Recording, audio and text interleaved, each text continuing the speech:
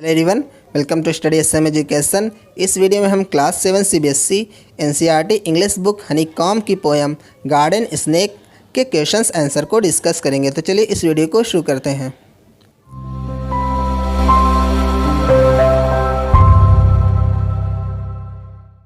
जैसे इस पोएम का फर्स्ट क्वेश्चन है, pick out the line that suggest that child is afraid of snake. मतलब उस लाइन को हमें पिक करना है जिससे हमें पता चलता है कि जो चाइल्ड है, बच्चा है, वो स्नेक से डरता है। तो वो कौन सी लाइन है, चलिए इसका आंसर देखते हैं। The line suggest that the child is afraid of snake is I saw a snake and ran away. मतलब वो लाइन जो जिससे हमें पता चलता है कि जो बच्चा है वो स्नेक से डरता है, वो कौन सी है, I saw a snake and ran away. उसके बाद हमारा सेकंड क्वेश्चन है, which line shows a complete change of the child's attitude towards snakes. मतलब वो कौन सी लाइन है जो स्नैक की तरफ चाइल्ड के एटीट्यूड के कंप्लीट एक कंप्लीट चेंज को दिखाती है। कहने का मतलब ये है कि वो कौन सी लाइन है जिससे हमें पता चलता है कि जो बच्चा है अब वो स्नैक की तरफ उसका जो बिहेवियर है, उसका एटीट्यूड है, वो जो स्वभाव है, वो क्या है, पूरी तरीके से बदल गया है। जैसा कि हमने क्या देखा था कि जो बच्चा शुरू में क्या करता है, स्नैक से डरता है, लेकिन अब वो स्नैक से डरता नहीं है। तो ये जो बिहेवियर जो चेंज है वो कौन सी लाइन से हमें पता चलता है। रीड इट अलाउड, इसे तेज़ी से पढ़ो। तो इसका आंसर क्या हो जाएगा, I will stand aside and watch him pass and tell myself there's no mistake, it's just a harmless garden snake. तो ये वो लाइन्स है या फिर कह सकते हैं स्टैंजा है जिससे जो हमें दिखाता है कि जो बच्चे का एटीट्यूड स्नैक की तरफ अब उसमें क्या हो गया है, कंप्लीट चेंज आ गया है। अब वो स्नैक से डरता नहीं है। उसके बाद हमारा थर्ड क्वेश्चन है, but mother says that kind is good. लेकिन जो माँ कहती हैं कि इस तरह के अच्छे होते हैं। What is the mother referring to. तो जो मदर है वो किस तरह के किस तरह के सांप को वो रिफ़र कर रही हैं। तो इसका आंसर क्या हो जाएगा, the mother is referring to the harmless garden snake. मतलब जो मदर हैं, जो माँ हैं, वो हार्मलेस जो नुकसान ना पहुँचाए गार्डन स्नेक, जो गार्डन का स्नेक है, उसको रिफ़र कर रही हैं। उसके बाद हमारा सेकंड क्वेश्चन है, find the word that refers to the snake's movement in the grass.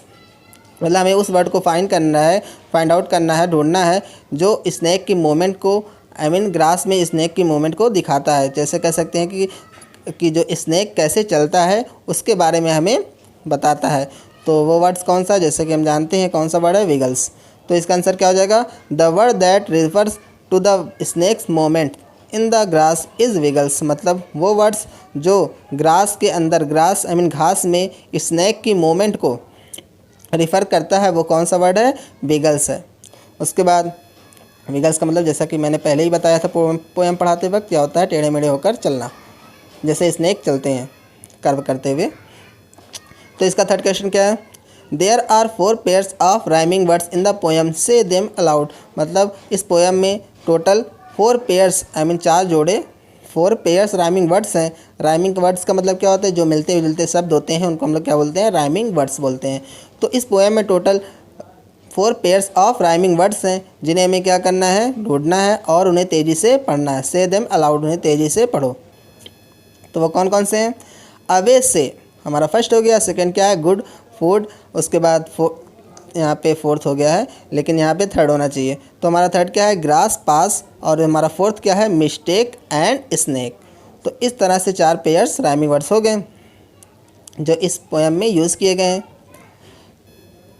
उसके बाद हमारा फोर्थ क्वेश्चन है, आई स्नैक हैज़ नो लेग्स और फीट। मतलब जो स्नैक के पास कोई लेग या फीट नहीं होते हैं, but it moves very fast. लेकिन वह बहुत तेज़ी से मूव करता है, चलता है। जैसा कि आपने देखा कि स्नैक बहुत तेज़ी से मूव करता है। कैन यू गेस हाउ, क्या आप गेस कर सकते हैं कि मतलब वो जो स्नैक वो कैसे इतनी तेज़ी से मूव करता है। डिस्कस इन द ग्रुप में डिस्कस करो। तो इसका आंसर क्या हो जाएगा, आई स्नैक हैज़ नो लेग्स और फीट। मतलब स्नैक के पास कोई लेग्स नहीं होते, ना तो कोई पैर होते हैं, या फिर कह सकते हैं इन दोनों का मतलब सेम है, ना तो कोई लेग्स होते हैं, ना तो कोई फीट होते हैं, but it moves very fast as it slides over the grass. मतलब लेकिन ये बहुत तेज़ी से मूव करता है, क्योंकि यह ग्रास के से होकर क्या करता है, स्लाइड करता है, फिसलता है, with the help of its scale, अपने स्केल की मदद से। स्केल का मतलब क्या होता है, इसे अपने वज़न को संभालते हुए कह सकते हैं। वैसे तो पैमाना होता है, तराजू होता है, लेकिन हम कह सकते हैं कि वो बैलेंस बनाते हुए आई मीन जो स्केल्स होता है उसका बैलेंस बनाने का, उसकी मदद से ग्रास में बहुत तेज़ी से फिसलते हुए चलता है। उसके बाद हमारा 5th क्वेश्चन है, can you recall the word used for a cobras long sharp teeth. क्या आप उस वर्ड को रिकॉल कर सकते हैं, आई मीन याद कर सकते हैं, सोच सकते हैं, जो कोबरा के लंबे और नुकीले दांत के लिए यूज्ड किया जाता है। Where did you come across this word first. आप इस वर्ड से सबसे पहले कब मिले, या फिर आपने सबसे पहले इस वर्ड को कब देखा। तो कहने का मतलब ये है कि आपको ये जो वर्ड है आपको कहाँ से मिला और ये आपको याद क्यों है। तो इस तरह से आई मीन कुछ खासियत होगी तभी आपको याद है। जैसे कि हम जानते हैं किसी चीज़ की अहमियत जब हमारी लाइफ में होती है तभी हम उसको याद करते हैं, नहीं तो हम भूल जाते हैं। तो चलिए इसका आंसर देखते हैं। वैसे cobras long sharp teeth are like two bows और fox that are ready to chase you down. मतलब जो कोबरा के लंबे शार्प का मतलब क्या होता है, नुकीले दांत होते हैं, वो दो बोझ की तरह। बोझ का मतलब क्या होता है, जो धनुष होती है उसको मतलब क्या बोलते हैं, बोझ बोलते हैं। तो दो बोझ या फिर फोक का मतलब क्या होता है, जो कांटा होता है उसको मतलब क्या बोलते हैं, फोक बोलते हैं। तो कोबरा के जो लंबे नुकीले आई मीन तेज दांत होते हैं वो दो बोझ या फोक्स की तरह लगते हैं, दिखते हैं। That are ready to chase you down, जो हमेशा आपको गिराने के लिए, मतलब आपको काटने के लिए कह सकते हैं, या फिर मारने के लिए हमेशा तैयार रहते हैं। इट मेक्स मी फ्राइटेंड, इससे मैं घबरा जाता हूँ। दे आर कॉल्ड फैंक्स, इन्हें क्या बोला जाता है, फैंक्स बोला जाता है। फैंक्स का मतलब क्या होता है, वैसे तो दांत होता है, लेकिन वो दांत जो क्या हो, विषैला हो, आई मीन जिसमें विष हो, जहर हो, उसको हम लोग क्या बोलते हैं, फैंक्स बोलते हैं। दे आर कॉल्ड फैंक्स, तो उन्हें फैंक्स कहा जाता है। Which is hollow tube attach to a poisonous gland on one side, जिसके एक तरफ क्या होती है, poisonous I mean poisonous gland होती है। ग्लैंड का मतलब वैसे आपने बायो में पढ़ा होगा क्या होती है, वैसे हिंदी में इसका मतलब क्या होता है, ग्रंथि होती है। तो उसमें एक तरफ क्या होता है, एक पॉइजनस आई मीन जहरीली ग्लैंड होती है, जो क्या होती है, हॉलो ट्यूब आई मीन जो खोखली होती है, आई मीन खोखली ट्यूब से जुड़ी होती है। I came across these words as it looks very dangerous and sharp like knife. मैं इन वर्ड्स को जान पाया, समझ पाया, वैसे इस तरह से इसको कह सकते हैं कि मैं इन वर्ड्स को जान पाया, समझ पाया, क्योंकि ये बहुत डेंजरस होते हैं और शार्प होते हैं, जैसे कोई नाइफ होता है।